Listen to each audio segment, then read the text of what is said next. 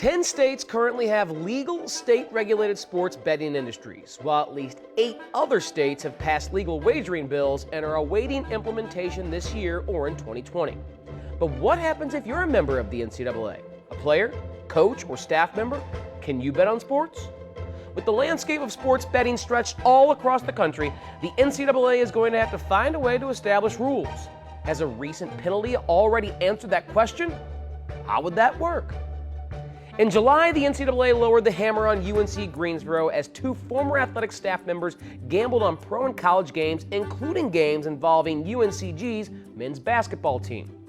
Phil Collins, a former women's basketball assistant coach at the school, as well as Brian Sturgeon, the former assistant director of UNCG's fundraising organization, were handed penalties. The NCAA gave a 15-year show cause penalty to Collins, a 4-year show cause penalty to Sturgeon, and the school was placed on 3 years of probation and fined $15,000. Those penalties came from a new NCAA committee that was developed to process and address any sports betting-related violations. That committee made clear 4 categories of individuals who are prohibited from wagering on any sport. 1, staff members of an institution's athletic department. 2, non-athletics department staff members who have responsibilities within or over the athletic department, like the chancellor or president. 3, staff members of a conference office. And 4, student athletes. One school had to come first to violate the rules in this new era of easily accessible sports gambling, and UNCG was the first to fall. But when a violation inevitably occurs in the future, the committee still hasn't set a standard of punishment for the offenders.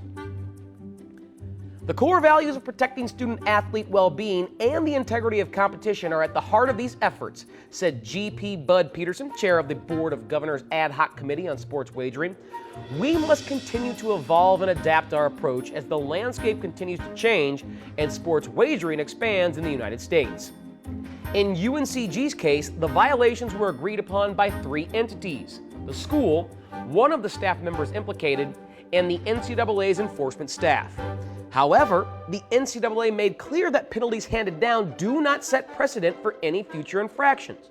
Think of Major League Baseball's steroid punishments before today's policy was implemented. Think of the NFL's arbitrary domestic violence punishments before today's 6-game suspensions were implemented. That's where the NCAA is with punishments for gambling, and it will need to be rectified. UNCG was just the tip of the iceberg.